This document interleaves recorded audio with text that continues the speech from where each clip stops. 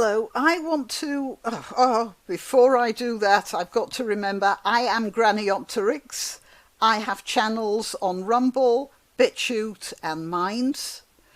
On YouTube, I'm known as Demirep. It's a long story and I'm not going to go into it now. But yes, in the rest of the world, I'm Graniopteryx. And I'm on remand with YouTube, so I have to be very careful about what I say. So sometimes I will tell you that a video may have been recorded, but it's not been uploaded to YouTube. It will be uploaded to one of the other channels. This is not one of them, I hope. Now, I have an interesting story, because when I made the video about Eric Gill,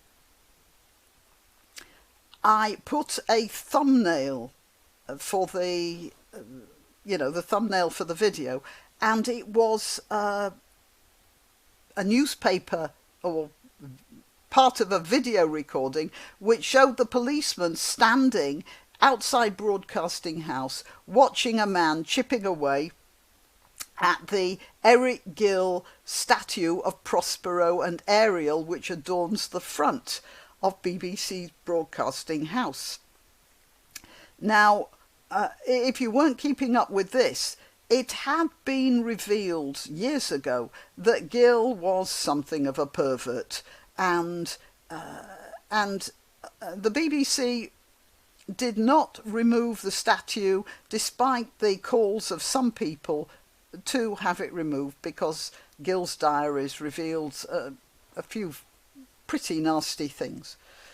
And it is assumed that the reason this man was up there chipping away at the statue was because just before that, a group of people had been given a free pass, basically. They were on trial for having pulled down the statue of Edward Colston, the Bristol trader.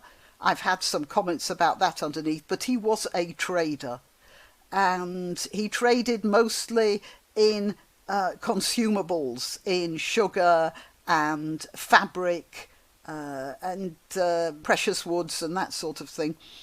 And at one point, I want to emphasize this. He was not primarily a slave trader, but he was associated at one point in his career with a company that did trade slaves. Not nice, but then everybody did that in those days. It was the late 17th and early 18th centuries.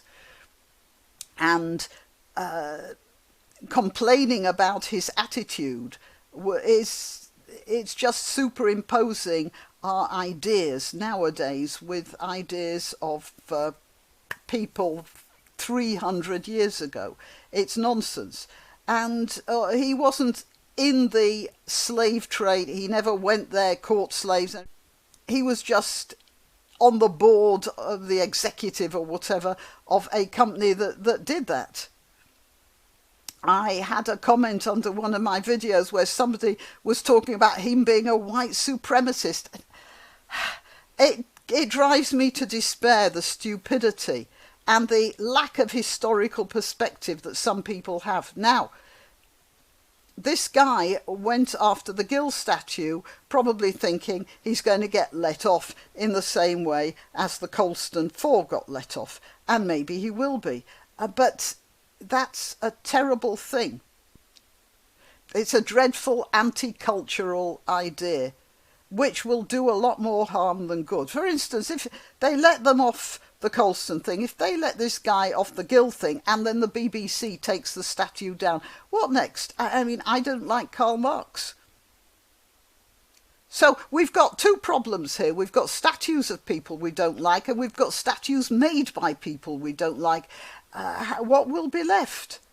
I don't like the Karl Marx statue. I don't like Karl Marx at all.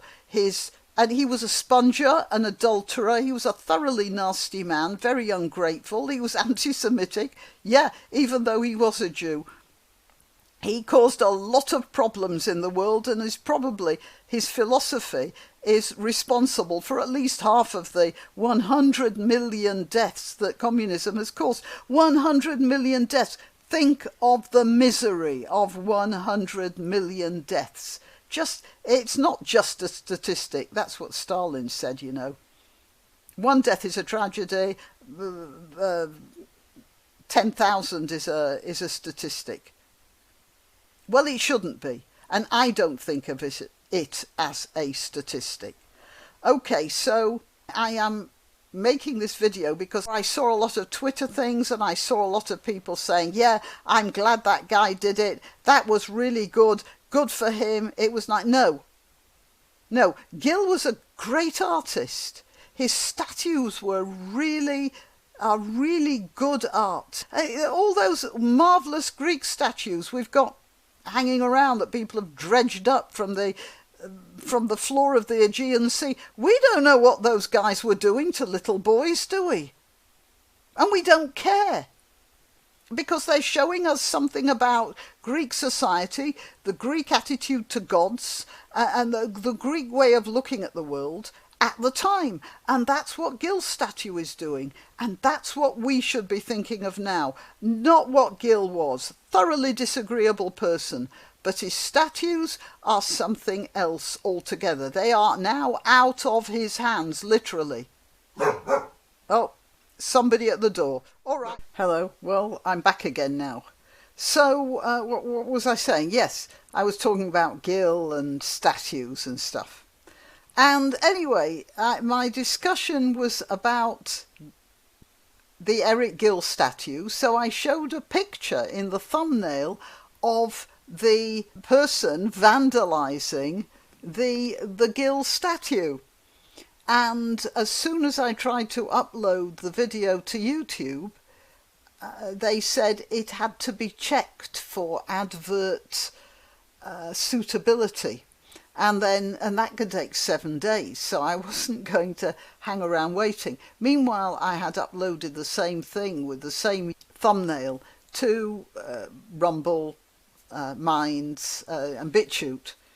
I was wondering what the problem was with the ad suitability. I thought it might have something to do with the fact that I'd already got this community warning. And then it suddenly occurred to me, it was the thumbnail. The thumbnail shows the Eric Gill statue, which is of a man, and in front of him a boy in a state of nudity, Ariel. And I thought, I wonder if it's the thumbnail that's causing the problem.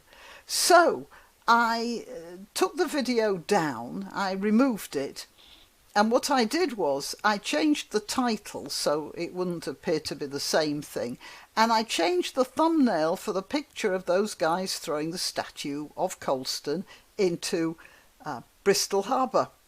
And I uploaded it again, and it went straight through, no trouble at all, because there was nothing wrong with the video. I wasn't sneaky or anything.